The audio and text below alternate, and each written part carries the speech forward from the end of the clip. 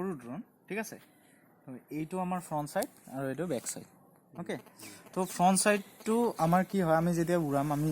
যেহেতু বিগিনাৰ তো ফ্ৰণ্ট সাইডটো আমাৰ ফ্ৰণ্ট সাইডৰ এইপিনে এনেকৈ থৈ দিম ঠিক আছে তো এইটো হয় আমাৰ পাৱাৰ সুইচটো আৰু এনেকৈ ইয়াৰ পৰা আমাৰ এণ্ড্ৰইড মোবাইল দি চাৰ্জ দিব পাৰি ঠিক আছে তো পাৱাৰ সুইচটো অন কৰিছোঁ অন কৰাৰ পিছত চাব LED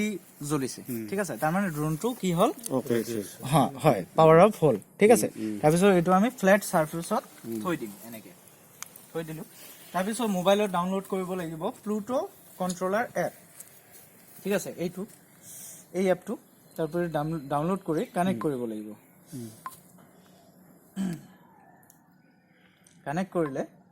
প্লুটো ইয়াতে এটা মানে প্ৰত্যেকটো প্লুটো ড্ৰোনৰ কাৰণে এটা পাছৱৰ্ড থাকে মই পাছৱৰ্ডটো আগতে দি দিছোঁ কাৰণে কানেক্টেড হৈ গৈছে ঠিক আছে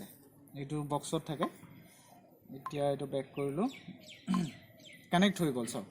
ডিসকানেক্ট আহিল মানে ৰেডি টু আৰ্ম ইয়াতে বেটাৰী চাৰ্জ দেখুৱাইছে ফুল আছে ঠিক আছে এতিয়া এই দুটা হ'ল জয়ষ্টিক এইটো আমাৰ উৰাবলৈ হ'লে কি কৰিব লাগিব এইটো আগত তললৈ নমাই আনিব লাগিব আনি পেলাই লাহে লাহে লাহে লাহে লাহে ওপৰলৈ উঠাব লাগিব ঠিক আছে তেতিয়া ড্ৰোনটো কি হ'ব মানে ওপৰত উঠিব এল্টিটিউড বাঢ়িব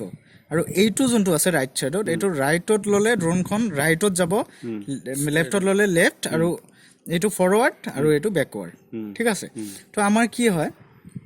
প্ৰথমতে কনফিগাৰেশ্যন কৰিব লাগে যোনটো মই কৰি লৈছোঁ এতিয়া ড্ৰোনখন উৰোৱাৰ আগত আৰ্মটো অন কৰি দিব লাগিব আৰ্ম কৰিব লাগিব তাৰপিছত টেক অফ হ'ব মানে ঠিক আছে তো আমি উৰাম